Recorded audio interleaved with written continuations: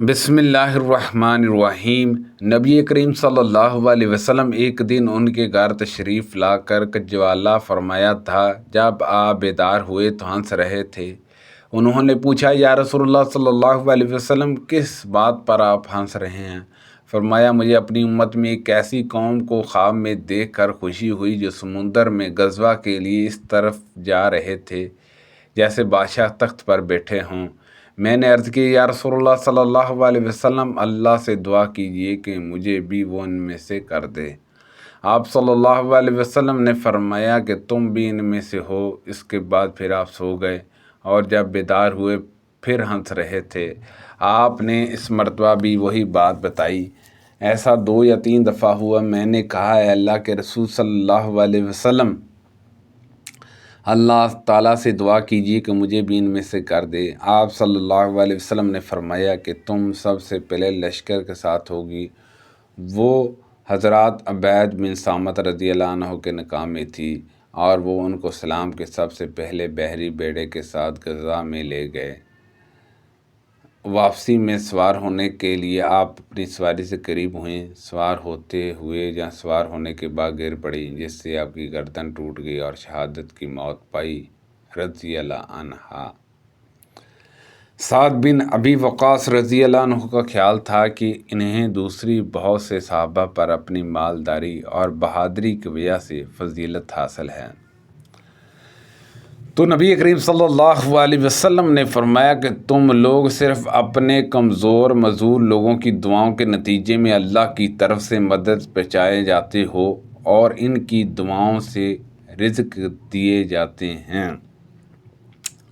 نبی کریم صلی اللہ علیہ وسلم نے فرمایا، ایک زمانہ ایسا آئے گا کہ مسلمانوں کی فوج جہاں پر ہوگی، جن میں پوچھا جائے گا کہ کیا فوج میں کوئی ایسا بزرگ بھی ہے جنہوں نے نبی کریم صلی اللہ علیہ وسلم کی صحبت اٹھائی ہو؟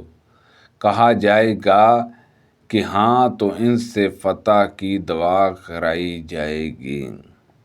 پھر ایک ایسا زمانہ آئے گا، اس وقت اس کی تلاش ہوگی کہ کوئی ایسا بزرگ مل جائے جنہوں نے نبی کریم صلی اللہ علیہ وسلم کے صحابہ کی صحبت اٹھائی ہو، یعنی تابعی۔ ایسے بھی بزرگ مل جائیں گے اور ان سے فتح کی دعا کرائی جائے گی۔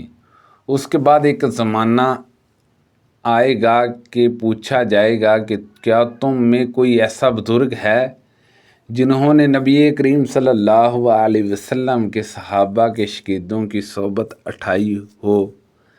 کہا جائے گا کہ ہاں، اور ان سے فتح کی دعا کرائی جائے گی۔ سبحان اللہ عز و جل۔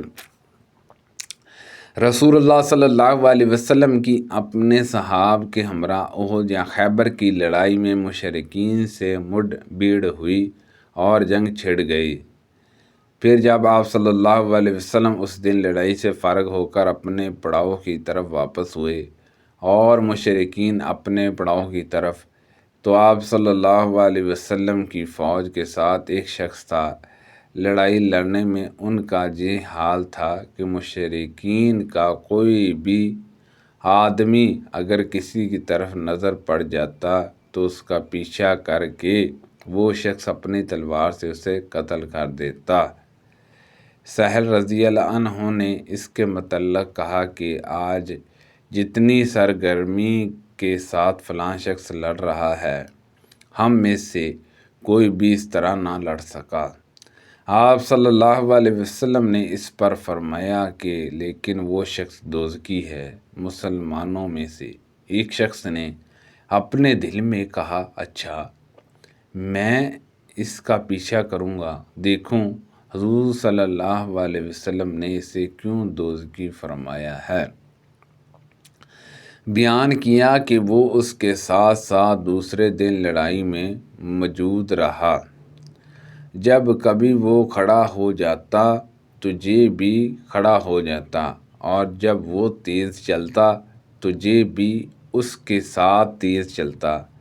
بیان کیا کہ آخر وہ شخص زخمی ہو گیا۔ زخم بڑا گہرا تھا، اس لیے اس نے چاہا کہ موت جلدی آ جائے، اور اپنی تلوار کا پھل زمین پر رکھ کر اس کی دھار کو سینے کے مقابلے میں کر لیا اور تلوار پر گر کر اپنی جان دے دی۔ اب وہ صاحب رسول اللہ صلی اللہ علیہ وسلم کی خدمت میں حاضر ہوا اور کہنے لگا کہ میں گواہی دیتا ہوں کہ آپ اللہ کے سچے رسول ہیں۔ آپ صلی اللہ علیہ وسلم نے دریافت فرمایا کیا بات ہوئی؟ انہوں نے بیان کیا کہ وہی شخص جس کے متعلق آپ نے فرمایا تھا کہ وہ دوزخی ہے۔ صحابہ کرام رضوان اللہ اجمعین پر آپ کا فرمان بڑا شاق گزرتا تھا۔ میں نے ان سے کہا کہ تم سب لوگوں کی طرف سے میں اس کے متعلق تحقیق کرتا ہوں۔ چنانچہ میں اس کے پیچھے ہو لیا۔ اس کے بعد وہ شخص سخت زخمی ہوا اور چاہا کہ جلدی موت آ جائے، اس لیے اس نے اپنی تلوار کا بل زمین پر رکھ کر اس کی دھار کو اپنے سینے کے مقابلے کر لیا اور اس پر گر کر خود جان دے دی۔ اس وقت آپ صلی اللہ علیہ وسلم نے فرمایا کہ ایک آدمی زندگی بھر بظاہر اہل جنت سے کام کرتا ہے، حالانکہ وہ اہل دوزخ میں سے ہوتا ہے، اور ایک آدمی بظاہر اہل دوزخ کے کام کرتا ہے، حالانکہ وہ اہل جنت میں سے ہوتا ہے۔ نبی کریم صلی اللہ علیہ وسلم کا قبیلہ بنو اسلم کے چند صحابہ پر گزر ہوا جو تیر اندازی کی مشق کر رہے تھے۔ آپ صلی اللہ علیہ وسلم نے فرمایا اسماعیل علیہ السلام کے بیٹو تیر اندازی کرو کہ تمہارے بزرگ دادا اسماعیل علیہ السلام بھی تیر انداز تھے۔ ہاں تیر اندازی کرو، میں بنی فلاں ابن الورا رضی اللہ عنہ کی طرف ہوں۔ بیان کیا جب آپ صلی اللہ علیہ وسلم ایک فریق کے ساتھ ہوئے تو مقابلے میں حصہ لینے والے دوسرے فریق نے ہاتھ روک لیا۔ آپ صلی اللہ علیہ وسلم نے فرمایا کیا بات پیش آئی؟ تم لوگوں نے تیر اندازی بند کیوں کر دی؟ دوسرے فریق نے عرض کیا جب آپ صلی اللہ علیہ وسلم ایک فریق کے ساتھ ہو گئے تو بھلا ہم کس طرح مقابلہ کر سکتے ہیں؟ اس پر ان حضور صلی اللہ علیہ وسلم نے فرمایا اچھا تیر اندازی جاری رکھو، میں تم سب کے ساتھ ہوں۔ نبی کریم صلی اللہ علیہ وسلم نے بدر کی لڑائی کے موقع پر جب ہم قریش کے مقابلے میں سب بندی ہوئے کھڑے ہو گئے تھے اور وہ ہمارے مقابلے میں تیار تھے، فرمایا کہ اگر حملہ کرتے ہوئے قریش تمہارے قریب آ جائیں تو تم لوگ تیر اندازی شروع کر دینا تاکہ وہ پیچھے ہٹنے پر مجبور ہوں۔ حبشہ کے کچھ لوگ نبی کریم صلی اللہ علیہ وسلم کے سامنے خراب چھوٹے نیزے کا کھیل دکھلا رہے تھے کہ عمر رضی اللہ عنہ آ گئے اور کنکریاں اٹھا کر انہیں ان سے مارنے لگے۔ آپ صلی اللہ علیہ وسلم نے فرمایا عمر انہیں کھیل دکھانے دو۔ علی بن مدانی نے یہ بیان زیادہ کیا کہ ہم سے عبدالرزاق نے بیان کیا انہیں معمر نے خبر دی کہ مسجد میں یہ صحابہ رضی اللہ عنہم اپنا کھیل کا مظاہرہ کر رہے تھے۔ حضرت ابو طلحہ رضی اللہ عنہ اپنی اور نبی کریم صلی اللہ علیہ وسلم کی آڑ ایک ہی ڈال سے کر رہے تھے، اور ابو طلحہ رضی اللہ عنہ بڑے اچھے تیر انداز تھے۔ جب وہ تیر مارتے تو نبی کریم صلی اللہ علیہ وسلم سر اٹھا کر دیکھتے کہ تیر کہاں جا کر گرا ہے۔ جب احد کی لڑائی میں ان حضرت صلی اللہ علیہ وسلم کا خود آپ صلی اللہ علیہ وسلم کے سر مبارک پر توڑا گیا اور چہرہ مبارک خون آلودہ ہو گیا اور آپ صلی اللہ علیہ وسلم کے آگے کے دانت شہید ہو گئے تو حضرت علی رضی اللہ عنہ ڈول بھر کر پانی بار بار لا رہے تھے،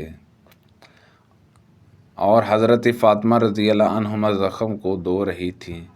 جب انہوں نے دیکھا کہ خون پانی سے اور زیادہ نکل رہا ہے تو انہوں نے ایک چٹائی جلائی اور اس کی راکھ کو آپ صلی اللہ علیہ وسلم کی زخموں پر لگا دیا، جس سے خون آنا بند ہو گیا۔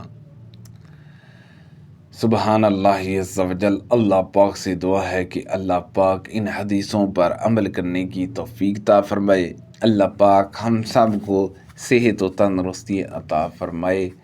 اللہ پاک ہم سب کو صحت و تندرستی والی زندگی نصیب فرمائے۔ صدقہ جاریہ سے دوسرے لوگوں تک شیئر کیجیے۔ آمین بجاہ النبی الامین صلی اللہ علیہ وسلم۔